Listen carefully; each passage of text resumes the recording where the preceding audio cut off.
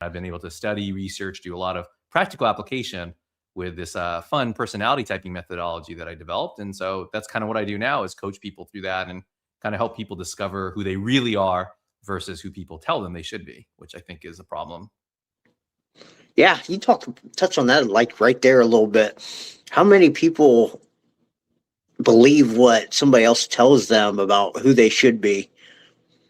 Yeah, it depends. Obviously I work with personality types and like identifying different ones, and it really does depend on your personality type. I think some personality types are more plentiful. So when they hear stuff like this is who they should be, it actually kind of matches. So they're like, oh, this is perfect.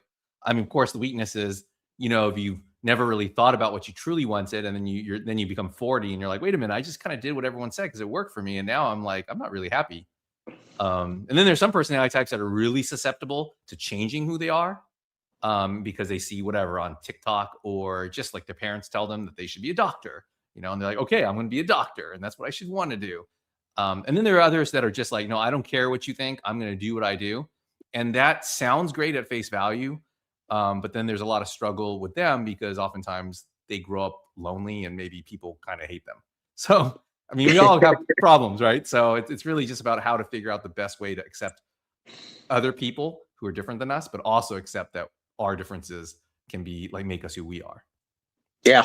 How many people do you run across that were kind of told to follow this career path or this way in life and reach that age and like miserable and like, now what?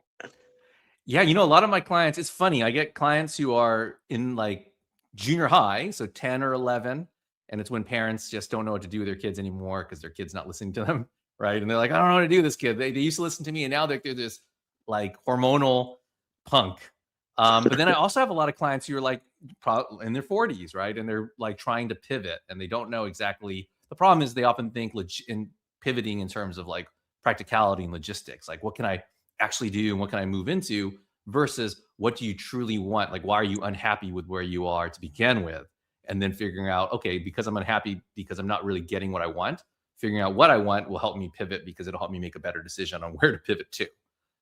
So yeah. I'd say it's like my clients are probably mixed between the former and the latter. So I do get a lot of people, to answer your question in a long way, who are just like, man, my life sucks. Like, how do I change it? What do I do? I also use animal personality types, and that's just fun. People love like, oh, I'm a fox, I'm a shark. It's very easy to remember.